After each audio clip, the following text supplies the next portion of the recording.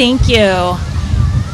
In addition to our youngest children, we have changes in risk factors as we get into school age and then into adolescents and young adults. In the United States each year, about 4,000 people fatally drown, and for every one fatal drowning, there's another person who experiences a non-fatal drowning event, and some of those have lifelong consequences. When children are in their toddler years, there's a lot of attention to making sure they stay safe, but when families are in an environment where a pool is part of the equation, it's really important that there's always somebody in the group that's a designated adult water watcher, so that there's somebody with eyes on the water and that's their full job.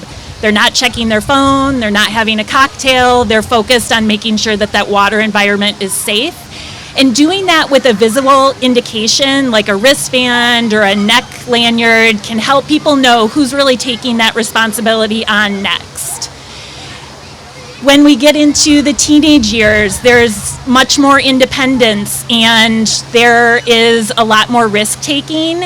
And we see a shift from drowning that happens in the home and in the school or in the pools to drownings that are happening more often in open water. And we've got the beautiful resource of Lake Michigan nearby. It's also the most deadly of lakes in the Great Lakes.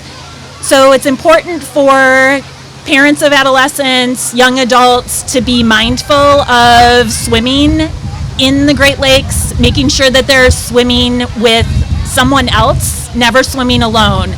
Swimming in a space where there's a lifeguard on duty is dramatically safer than swimming in an unguarded beach environment. Making sure that you're not jumping into areas where there are rocks and piers and jetties.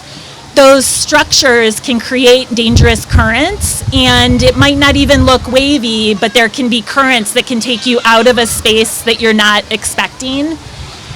Another thing that's important for those of us who are around Lake Michigan to be aware of and mindful of is the currents and being able to spot those from shore and being able to recognize that when there are flags up at the beach that are yellow and red, there are potential for dangerous currents that can switch in a moment, like the wind switches here, and so being mindful of that. And if you ever find yourself caught in one of these dangerous currents getting pulled out, to flip yourself over on your back, stay calm and catch your breath, and then use that moment where you're floating to let that current carry you to a spot where you can get your composure and think about finding a spot for safety.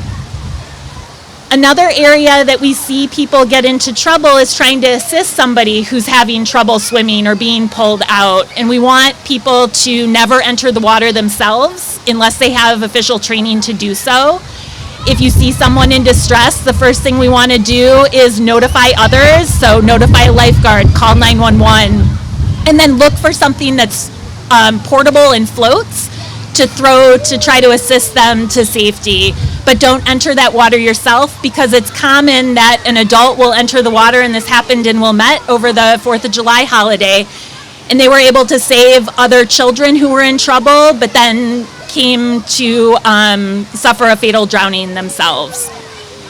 The last thing I want to emphasize with that risk-taking behavior is the use of alcohol and drugs and swimming just don't mix. You can't make good decisions if you have substances in your system.